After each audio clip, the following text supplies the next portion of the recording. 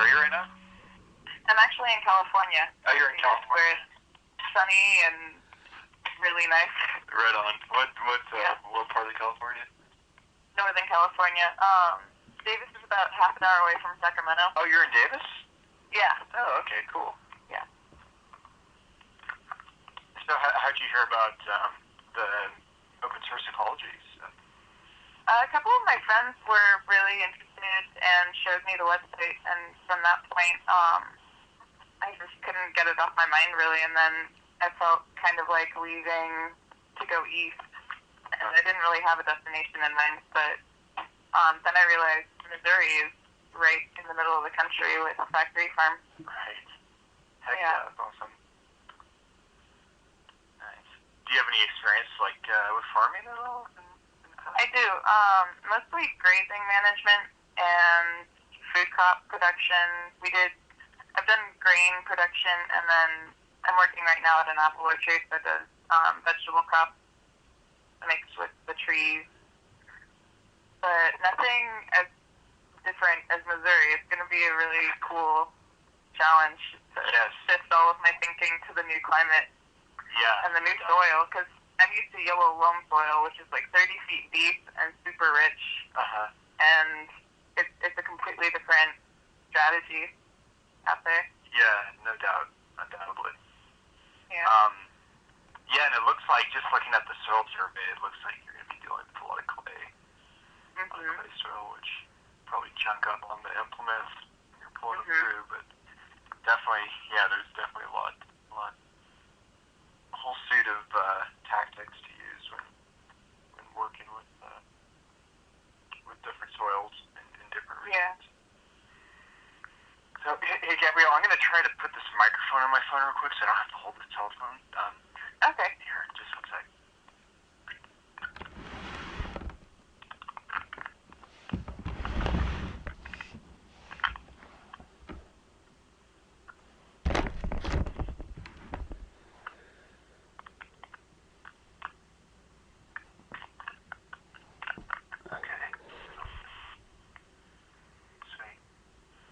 Can you hear all of us? Yeah. Awesome. Okay, so what do you guys think? Where do we start? Well, I have the food plan with the list of crops that we would like to grow. Also, things that we'd like to build, the root cellar and shroom house, and some infrastructure for a cow. We're getting more chickens to start free-ranging them in a greater capacity so the soil is churned a little bit more. There's a lot of, from what I read on the soils report, there's a lot of erosion towards the south end of the property. And that's, I guess, where, way south on the property is where food crops are planted right now. But it looks like there's a grade with, a slight slope with a lot of erosion. And I was just wondering if you can graze that area, or if it would, if you have a heavy cow on it and it gets wet, it might make it worse. Right. But I feel like grazing it a little bit at a time and managing it really carefully so it doesn't erode the soil, it'll help the grass grow a little bit and keep everything together. But I haven't worked with the soil, and it seems pretty thin. So I'm a little bit concerned about that.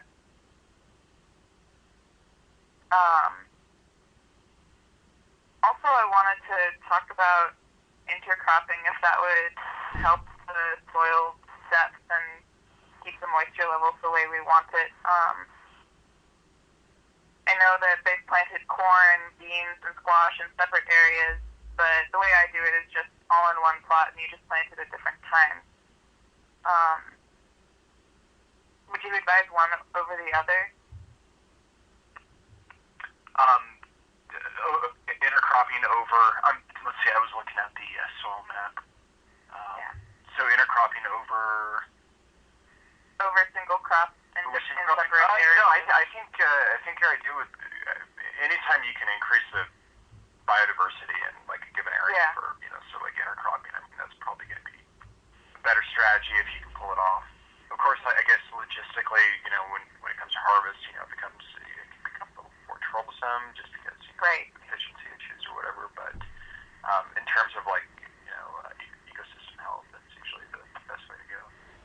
Gabrielle, were you asking if you should plant them all at once or in a staggered order? No, Okay. I was wondering about placement because you can plant corn in the first planting and then plant the beans maybe 9 days after, so they grow up the corn stalk, and then the squash will spread out and keep the water in the soil by shading all of the dirt around the corn and the beans.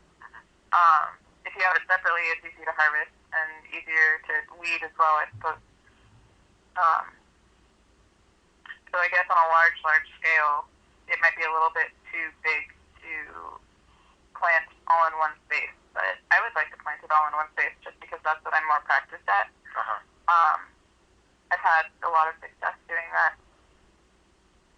But I'll ask Martin what he thinks. Because he's done it before where all the crops are separated. And he seemed to have success with that. And they grow grain during winter. I think they've had wheat and maybe barley. I can't remember if they've had barley, but seems like growing hay through the winter, or winter into spring, cutting it, and then maybe following up with a cover crop and just churning it into the soil and getting. I mean, with clay, it would be hard to do a lot of work with it with the tractor, but I don't know, just trying to churn it a little bit and get some more organic matter in the soil. Seems like the way to go. And over time, with the more organic matter that you add to the soil, the easier it's going to become to work with. And that's really key. Just adding as much organic matter as you can to the soil to build fertility over years.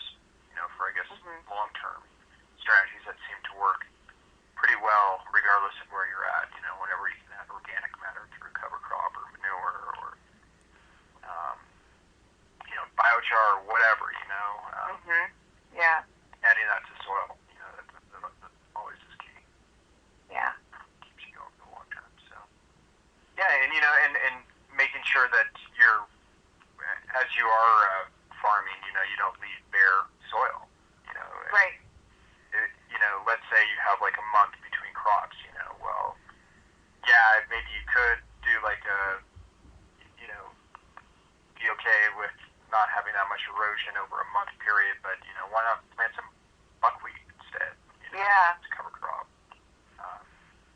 to protect the soil and also add as bee forage and be a little biomass, for the soil. So. Yeah. But it sounds like what's up. Like Yeah. Sounds like you're pretty practiced as an organic farmer. Yeah, I've seen a lot of different methods and strategies and kind of gleaned what I like, and I watched a lot of gardeners. I managed a community garden where a lot of gardeners would do their own thing, and I saw what worked, saw what didn't work. I really like to do like pretty long-term strategies for maintenance, just to kind of decrease the impact over time that you have to make on the land, just setting it up so that, I don't know, making a mulch layer that'll break down over the years so it's just more effective, and weeding really thoroughly. I love weeding. Yeah, that's, and the more you can weed up front, and prevent it from going to seed, you're consistently reducing the weed seed bag. So, making less work for yourself in the future. Yeah. What do you think about small animals versus large animals? I had some I don't know, some hesitation about thinking about cows, just because they're so heavy. And I've only really managed grazing smaller livestock. Yeah, I've never managed larger animals before. Chickens and bees are about the extent of it. Yeah. But of course, like if you're gonna have a large animal in a wet field, you're gonna create compaction issues for yourself that will drag on into the future. So you have to be very mindful of where that large animal is gonna be in wet season, so you don't create those compaction issues for yourself. Right. But I guess some chickens, you know, they just don't. They obviously don't have as much weight, so it's less of an issue. Yeah. And yeah, you know, it's like I guess with chickens, you know, some strategy. There's a good article in Growing for Market magazine. I don't know if you've heard of that or seen it around. It's a really good like market farmer or market gardener journal magazine type of thing. And what is it called? It's called Growing for Market. Growing for Market. Yeah, it's a great resource for small scale, diverse farmers, like beginning farmers, market gardeners. Really, really good. Really good. Thank you. Tons of good I'll check that out. resources in it. And one of the articles that they printed recently was talking about keeping chickens on the farm and, you know, some novel strategies for doing that. And in this article, this guy in the Midwest would keep his chickens in a greenhouse over winter. Oh, you know, he had like probably about like 50 of them. And so he just that makes sense. Yeah, so he would just set like one of the ends designated to he would, you know, wire it off with chicken wire and then designate it as being house for the chickens. Hey guys, the people that I'm selling these carboys to are calling me right now. I need to make the sale real quick. Okay. Could I give you guys a call back in a few? Yeah, Do you just want to hold on? Yeah, we can hold on.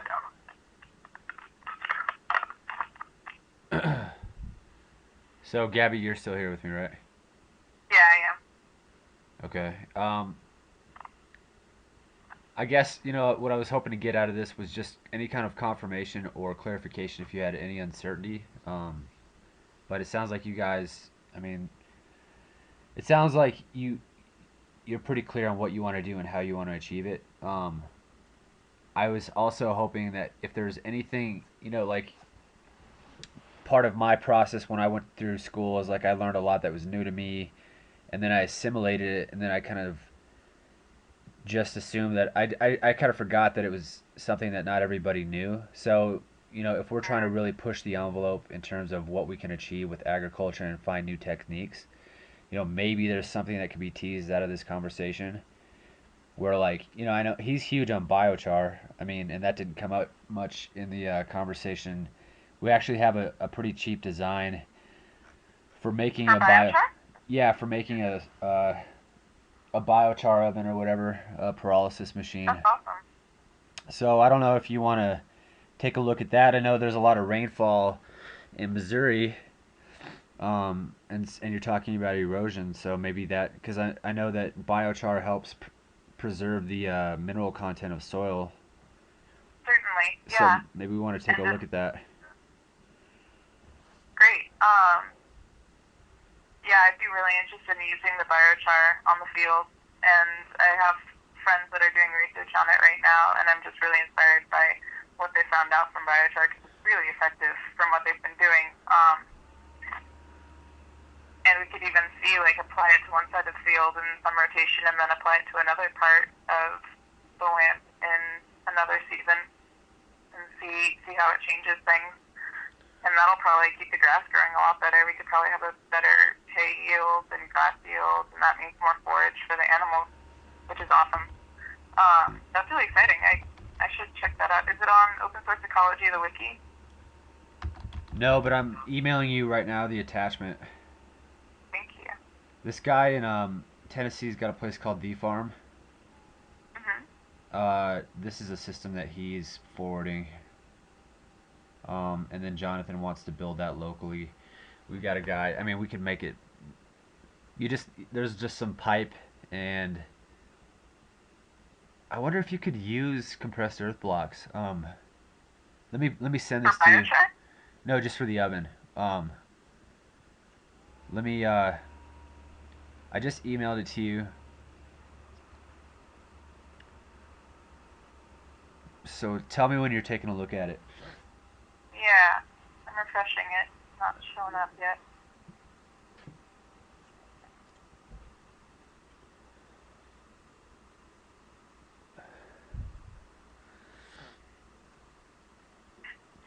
I'll add some drainage plans to the cow management strategy, because if we get drainage in there before we put a cow on the field, then it'll be a lot drier and a lot healthier for the cow to walk around and a lot less compacting. What does that look like? Like ditches?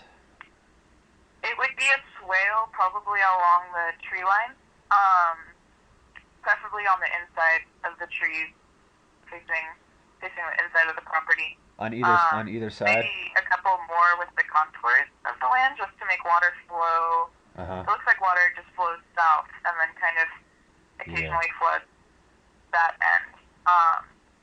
So if we could just get water transported through channels in the dirt and just keep the water flowing to a place instead of just pooling. That's an awesome kiln. Wow. Yeah, right, and it's cheap. Yeah, you could totally use earth bricks for that. I mean, it makes sense. You're just basically making charcoal at a really, really different oxygen level.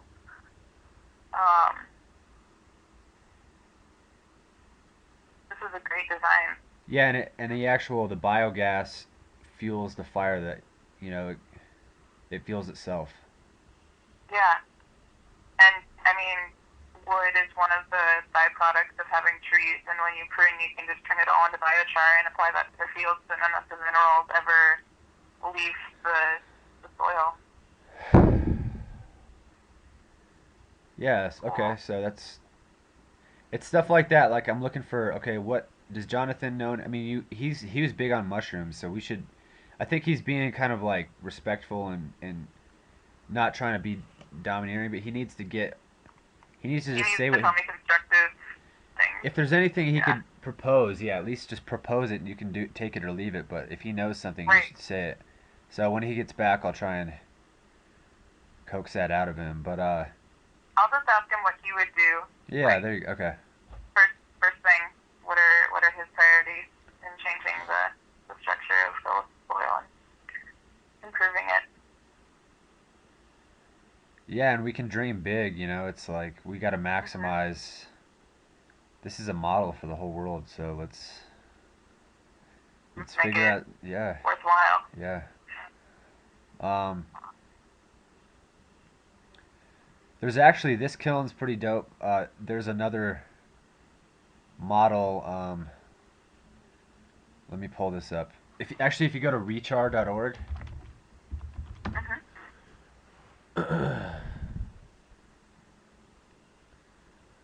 rechar.com maybe, let's see. .com? I can't remember. No, it's neither. Let's see. Maybe it's re-char. Yeah, rechar.com with a hyphen in between. Okay.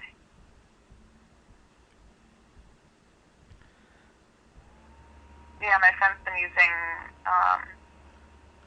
biochar on tomato fields for research. And the mycelium growth is outstanding in comparison. Really? Yeah. I think this... Carbon negative replacement. Yeah, because it sequesters, or doesn't it prevent carbon from going into the atmosphere when plants die and break down? Mm-hmm. Sorry about that, you guys. Okay, Johnathan, we're taking a look at that PDF of the farms version of their biochar kiln. Oh, yeah. We were talking about. That I sent over to you. Yeah, we're looking at that, and now we're looking at rechar. It's re-char.com.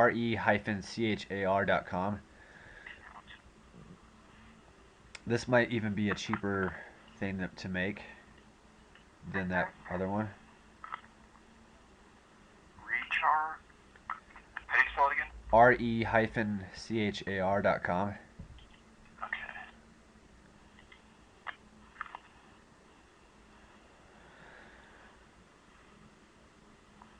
Do you think you would also, do you think we would also be using the biochar kiln to maybe extract oil or some kind of other component from that? Well, let's see, we're making the gasifier burner, right? And then the pelletizer. So what do? You take the pellets and you just put it in the burner, and then it actually generates gas from the pellets. Is that how that works? Mhm. So, yes, I guess. I don't know about the liquid It would gas. be hard to capture it. To Yeah. capture it, Yeah, yeah. I mean, you can, the gas, the syngas that's produced from making biochar, you can compress it and then use it in a combustion engine. I don't know how troublesome it would be to do that, or Yeah. what, but Considering the fact that the priority for the biochar in itself is to improve the soil, I guess fuel would be a whole other level of thinking about it. Johnathan, when you read the soil report, what flags in your mind? What would you do first if you were working with property? so I haven't really taken a complete look at the survey yet. That's cool. But okay, so on just to get a sense on page 8 of the report, it looks like the top is the north. I'm assuming the top is the north, bottom is the south. Yeah. Okay. Pretty sure. Right on. The right is the east. Okay. So it's nice that there's those two windrows of trees on either side of the field, to help protect the field a little bit. Let's see, how many acres is this? So this is pretty much where all the farming activities are going to be going on? Yeah, it's 30 acres. Okay.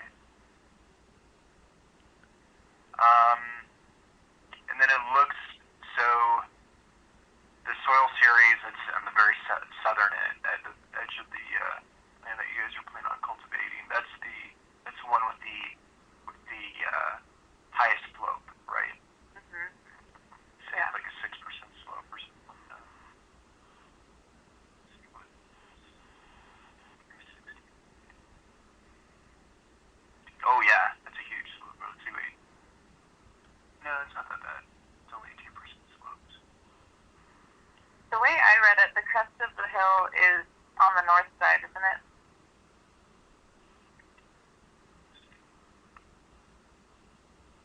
It looks like the crest might be on the northeast side. Yes. They're thinking that'll drain first, and then you could have a swale going along the tree line, kind of bringing water south, and then maybe at the south end there's a pond for accumulated water. Yeah, so the south end is the highest end of the land. Oh, okay. Is that right? I don't know. I'm topographical map. Well, I see 36. Are those elevations, those numbers, on page 8? On page 8. Oh, Um, I don't know if that's definitely not feet. I mean, I don't know what those numbers signify, but I think those numbers just apply to the type of soil those are Yeah, classifications. of it. Yeah, you have those little areas that are bounded by those yellow lines. Yeah. Mm-hmm. So those are what are called soil series. So they're very discrete, well described soil types. So 1, 2, 3, 4. So within this parcel of land, there's 5 different soil series. And each one of them, has their own name. So if you go down in the soil report,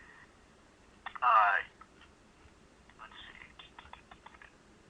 you have the description for each one of those types. So for instance, the soil series that corresponds to number 36050, it's called the Zook soil, the Zook silty clay loam, and then it gives the further description of that Zook soil, and that it's at the bottom of page 16 where I'm getting that description. So,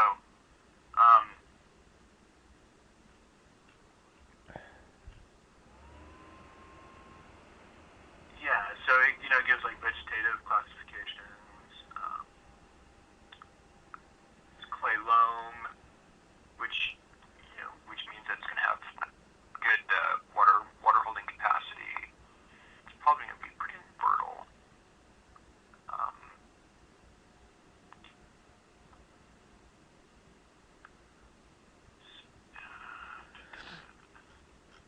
on the map legend, it says for the percent of the acreage, almost half of it is the 30144 classification, and it's Lamoni, 5 to 9% severely eroded.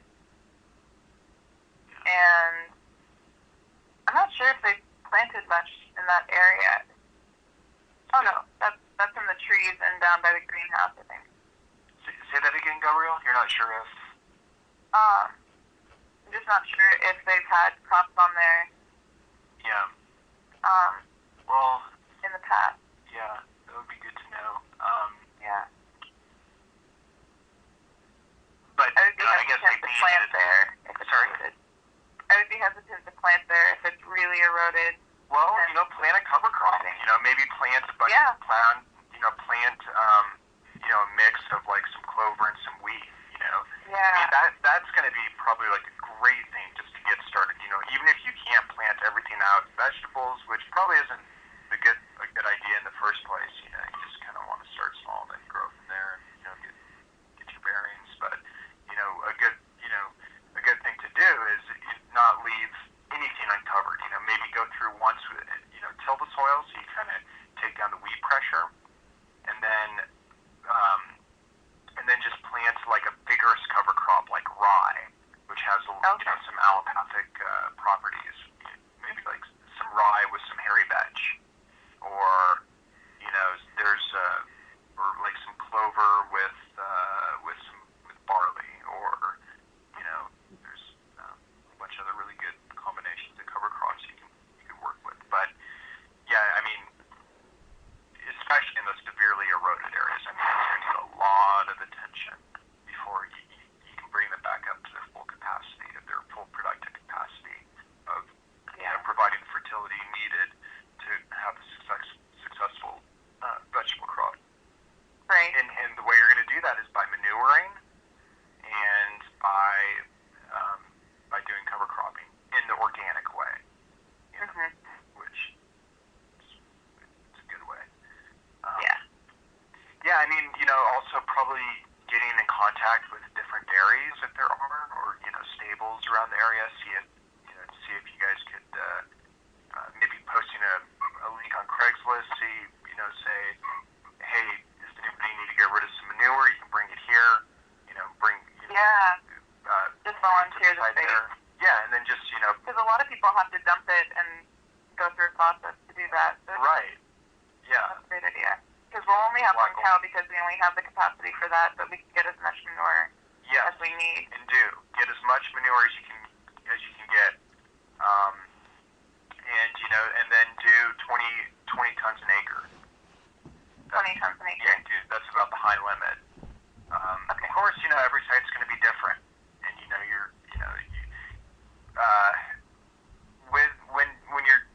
when you're assessing for fertility, actually the very first thing you do is get a soil test. So actually, before you do anything, before you plant, before you add manure, before you do anything, get a soil sample, and then mail it to a lab to get the soil analyzed to see what you're working with. Okay. And, see what. Is that expensive to do? No, it's about $30. Okay. And you can just there's if you just maybe ask the extension agent in that region where factory farm is, call the extension agent, ask them where it's a good place to get a soil test done. They'll tell you, and then you just do it. You'll get the information about what's the cation exchange capacity of the soil, what's the pH of the soil, how much nitrate there is in the soil, how much phosphate, potassium levels, micronutrients. Actually, micronutrients usually aren't added in the $30 soil test. That's usually another test. But if you're adding manure, then you're usually adding all the micronutrients that you need as well. If you do a good job of adding a lot of manure, like 20 tons an acre, Would you compost it before you added it? No, you don't have to. I mean, the benefit of composting manure before you add it is that you kill all the weed seeds. So bring it up to the thermophilic temperatures. bring manure up to those high temperatures of like 150 degrees Fahrenheit or whatever, you kill the weed seeds. And so then when you add the compost and manure out to the field, you're also not adding weed seeds. So it's beneficial in that way. So I guess if there's a concern that the manure is kind of infested with some invasive weed, I don't know what kind of weeds they have out there. It's probably different from what we have here in Colorado. I'm used to mostly Bermuda. Bermuda? Oh, that shit is a pain in the ass. That stuff's a pain in the ass. Yeah. Yeah, well, I mean, it could be beneficial to compost it. Of course, that's going to take a whole other suit of equipment. Right. A lot of farmers, when they do composting manure, they get like a manure. An easy way to do it for a small farm for composting manure is just getting a manure spreader that runs off of power takeoff. So it's not a ground-driven manure spreader. Right. And you just load the manure into the manure spreader and then run the power takeoff to kind of mix up the manure. And if you have biochar, you can add the biochar during the mixing process to mix up the biochar with manure, and that'll help prevent nitrogen losses from the composting process if you do that. Of course, that's kind of the auxiliary right at this point, I suppose. But so I mean, like I said, if you think weeds are going to be a problem, compost manure if you have the capacity. Otherwise, maybe you just deal with it. Well, actually, you know what? Hey guys, like the soil pulverizer, I'm looking at manure spreaders. It looks like a trailer with a soil pulverizer on the end of it. So I mean, we definitely have the capacity to build manure piles and churn them. Tell me, Johnathan, what is the point of that? You take piles of manure and do what to it in a manure spreader? Yeah, so in making compost and manure, what you do is you would put the manure in the manure spreader, and as the manure is coming out the back end of the spreader, I see. You stand there with a hose, so you're watering the manures to kind of like dampen it if it's already dry, because the compost process isn't going to go forward unless the substrate is wet. And then also what the mixing does is it aerates the substrate as well, so it gets rid of the carbon dioxide and it introduces oxygen to the system, so that aerobic respiration can go forward, so the composting process can actually happen.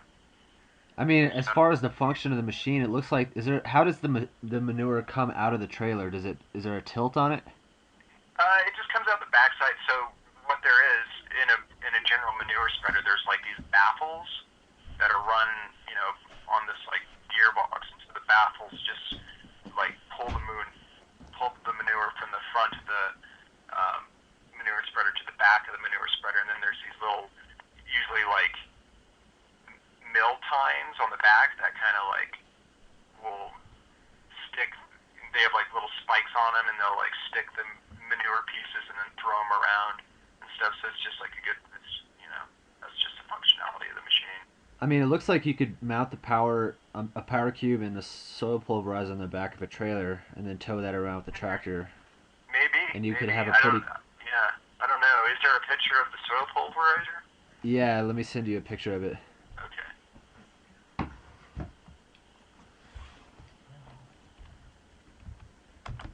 I mean, open source copy.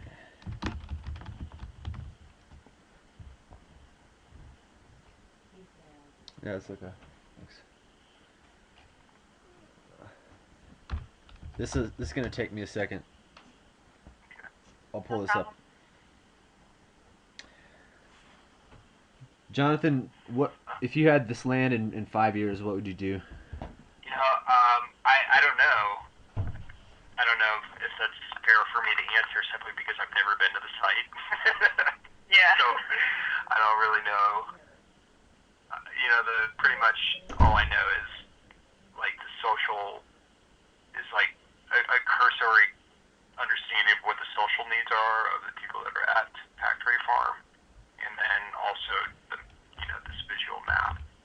So that's, I guess, the extent of the evidence I have to work I don't know. I guess what you said, Gabrielle, like in terms of just like getting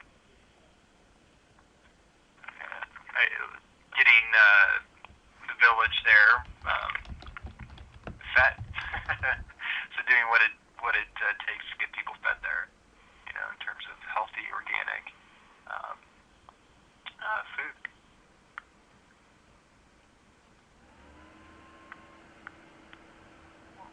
Yeah, I don't know what are your goals, Gabrielle, for the place? I just want to see improvement and increase in diversity of crops and a more well-rounded diet that's produced by the property, and to still have extra, to produce enough for the people living there, be it 4 people or 20 people. We can just plant as much as we need and plan for it and make it scalable in that regard. As well, just having extra to fuel the market and have something to sell, so it's, I don't know, a successful economic venture in that sense. Definitely. So it can stand on its own feet. Yeah, and to do that, I just see like a lot more nitrogen going into the soil, a lot more cycles going on, and a very active maintenance of those cycles. I know they already have compost there, and I think a vermi compost toilet, and I don't know, a lot of stuff is already going on, so I just want to take that and hit the ground running with it and just see what can be made better by increasing the diversity of the plants that are there, maybe maybe just mitigating some weeds and also adding some good plants that are beneficial, maybe not as a crop, but to be there as part of the ecosystem as bee forage or cow forage or chicken forage even. Nice. But I just want to see, I just really want to learn what's up with the soil there and see the whole different landscape of it. I've searched just some edible weeds in Missouri and some crop maps, and it's completely different from what I've been working with. Yeah, it's just a new experience for me, and I'm really excited for the clean slate. I'll just be kind of thrown off that I've never been in before and see what transfers from California. Heck yeah, that sounds awesome. I'm feeling inspired to say a few proposals for action. Like, okay, so Gabrielle, you talked about there's already a lot of erosion happening, so controlling the erosion and preventing more would be one priority, right? Aside from growing food. So we also know we want to have a pond out there. So is there a way to build swales and funnel the water and the rain, because the land is on a slope? Can you funnel it into a pond? Right, that's what I was planning at first. I couldn't see the contours of the property, but I was planning a swale going down the tree line, and then whatever other swales we need, maybe cutting through the fields or around them to surround them with water. And not like a running stream, because it's not going to be like that unless it's actively raining, but just to keep the water in the soil in those areas, because there'll be moisture in the soils, and the soil will dry out faster where there's a hill or a crest of a hill.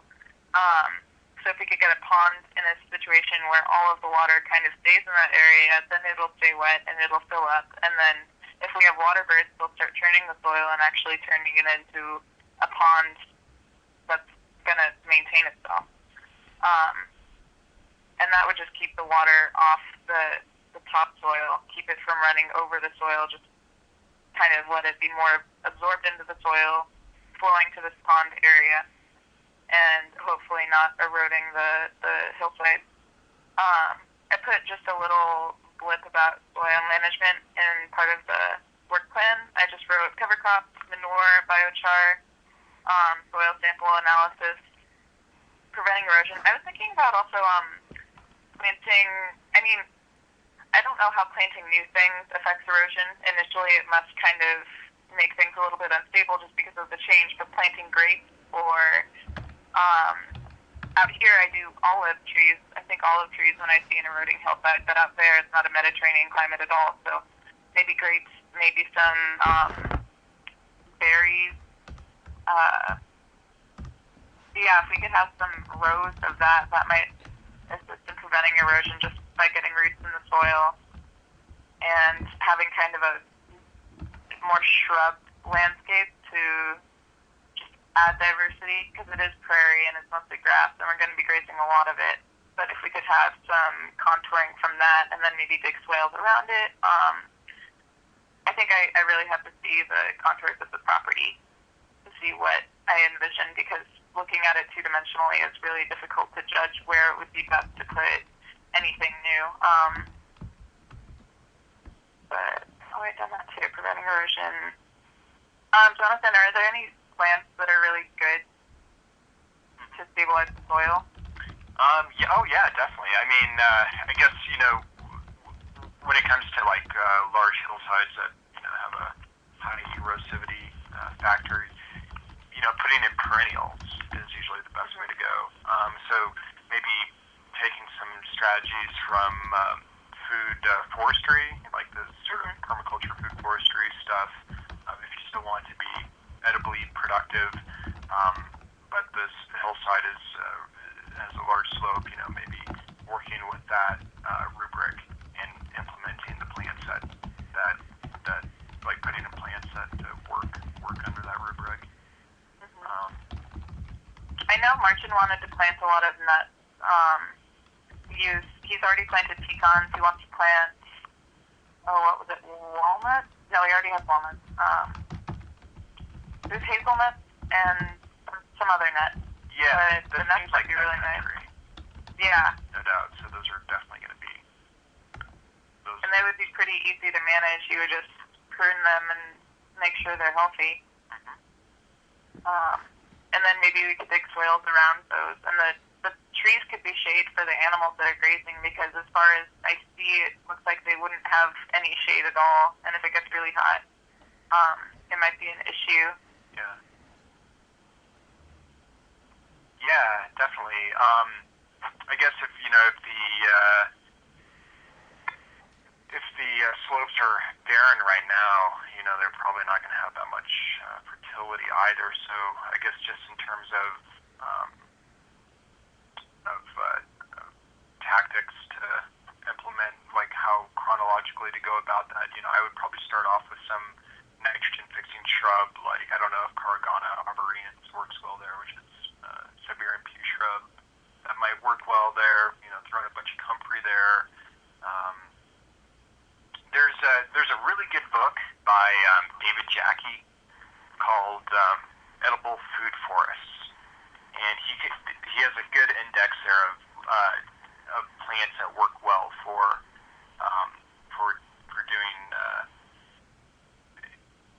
doing food forestry, and it just kind of runs a gamut as well of like any of stuff for agroecology, for different purposes, different functions in the agro-ecosystem.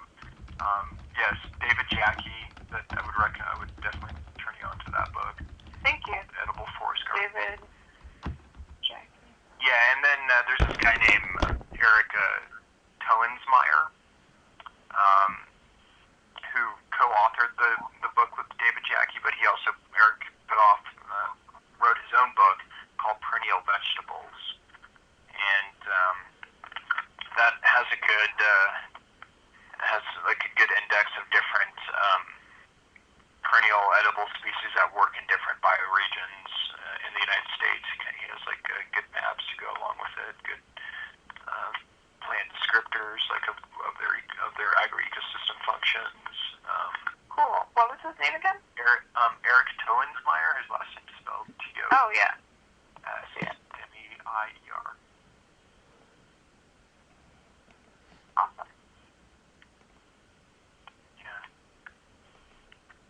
So yeah. there's a potential. I mean, I don't know what condition the soil is in, but as a model for others to replicate, it seems like I'm kind of inspired right now to look at a plan for the rapid rehabilitation of the soil through a combination of manure and biochar, and then maybe cover crops like you're talking about, or nitrogen fixing plants, Johnathan. Right. I mean, is it feasible, or am I way off base to say like a manure spreader with a bunch of manure and just a huge amount of biochar could really like improve the soil quality within a year's time?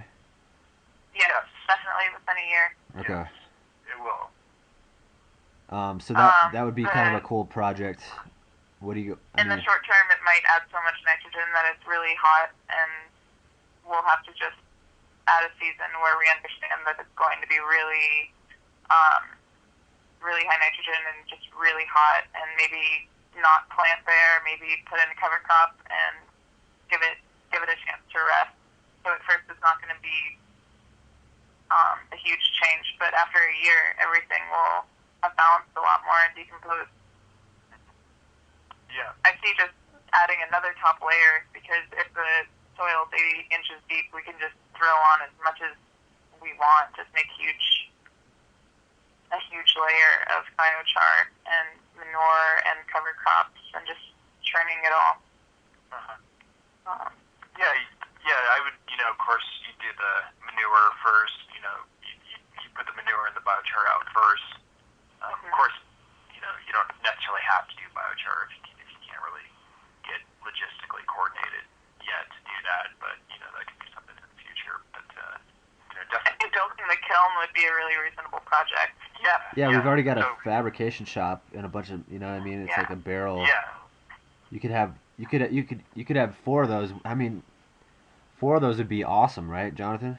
Oh yeah. Yeah, I mean, you could take all the wood chips that you have and just, or all the understory brush, that's fire hazard, and make it into biochar. Just put that on the. I addressed Jonathan with that question because he was thinking that 2 would serve his 40-acre plot, right? So if we had 4. Oh yeah. 4 would be. Okay, yeah. But then. Yeah. So I mean, yeah, I guess if that's feasible, then putting that manure and the biochar out like a month, and then disking it in immediately. You want to disc manure in as soon as you possibly can disc it after laying it out. Otherwise, because what happens to manure, especially fresh manure, is it loses most of its nitrogen within the first 24 hours that it's exposed to air, because just like the off-gassing of the ammonia right. will, so you can lose a lot of nitrogen from the manure if you don't disc it in right away. And also it's a fine balance too, because if you put on too much manure, I mean, like you said, Gabby, I mean, the soil can be extremely hot, and the salts can kind of desiccate the roots of the plants, and then you can you'll just have complete crop failure, or you can have a pollution problem as well.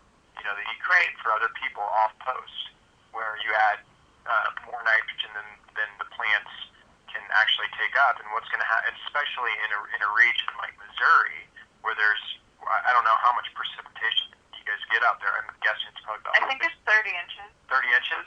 That's substantial. Yeah, that's substantial. Yeah. And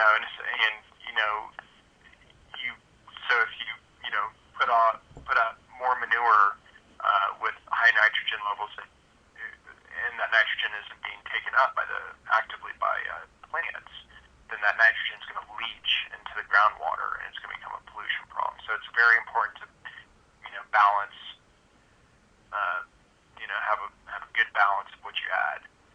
Yeah, especially since everyone's going to be drinking out of a well. Yes. Oh yeah, entirely. You don't want exactly. Yeah, you don't want to pollute your own water source. Yeah. You don't want to do that. That's just asinine. So up to 20 tons an acre. Yeah, that's the height. But again, get a soil test. You have to get a soil test. And by getting a soil test, you're going to know exactly how much manure you're going to need to put on. If you want to get more detailed about it, actually, what people do is they get manure tests as well. And if they're going to put on manure that they don't really know what the composition of the manure is, then they'll get a manure test. I guess you can assume more of manure than you can of soil. I think you can. That's exactly right. You can assume more with manure. And is there any? Sorry, go for it. Oh, I was just thinking, if we have 4 kilns burning biochar, and maybe people just we can get the wood there, making wood chips and burning it. Do you think people would buy biochar? Yeah, it sells for $4 a pound right now in the market. Wow. Okay. So that's something to consider. Yeah. Maybe after we take care of ourselves. Yeah. Because people don't really have access to it as source for biochar unless you're associated with some big research or just have a really industrious backyard garden. Yeah. But yeah, I don't know anybody that uses it, and it could really benefit people around. Yeah, that's true. Is biochar proven or is it a fad? It's proven. Okay. It's proven. Cornell University is doing a lot of studies on it. CSU, Colorado State University, they have a lab that's dedicated to analyzing this stuff. It's very novel. It's just within like the last 10 years that this stuff has really kind of, hit the forefront. And of course, it's an ancient technology in terms of like, Terra how Preta. the Amazonians used it in their Terra Preta soils. But I mean, it's the real deal. Stuff is the real deal. Okay, one other question I had. Just want to tease out, kind of rack your brain. Is there any kind of like other novel practice we could try, experiment with that is promising? We're trying not to just do traditional agriculture. We're trying to build a really innovative model that's the best of the best that we can really glean. So food forestry, permaculture, food forestry. That stuff is awesome. And Gabrielle, those books that I recommended, they're seminal in the field of externally novel methods for growing food. I mean, there's just some great videos online, giving the description of it. Pretty much the concept is you mimic nature by strategically placing plants to create the most harmonious ecosystem arrangement but tailor it and push it in the way that not only is it serving the needs of the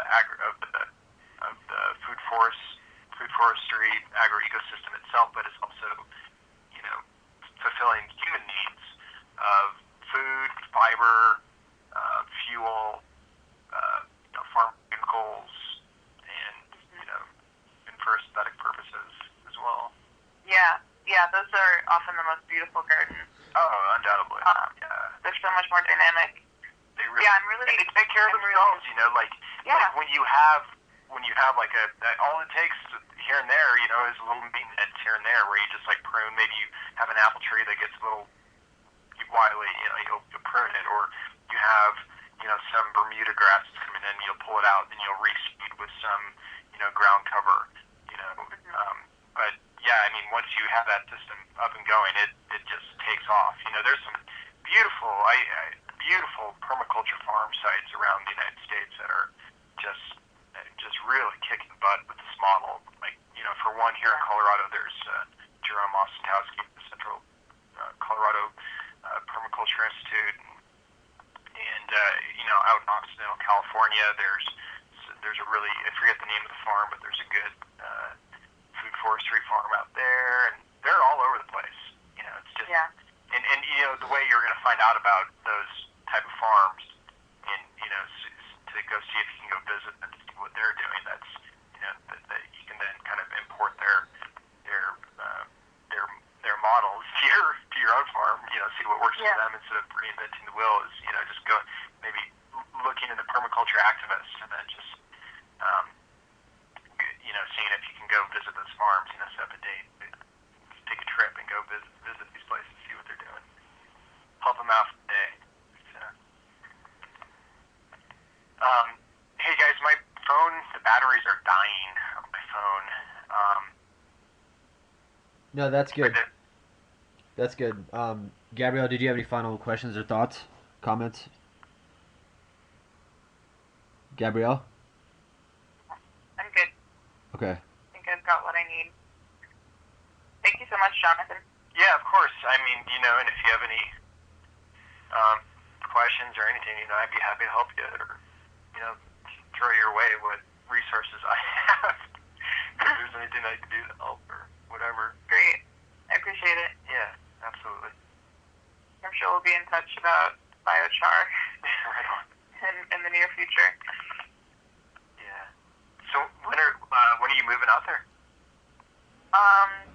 Martin said he needs me on June 15th. I'm probably going to leave, I think it takes a few days to get out there. So I'll probably leave early June, like June 10th or something, and then I'll be there in the middle of June for the summer. Cool. Nice. Yeah, it's gonna be a great season. Yeah, it will. It will be a good season.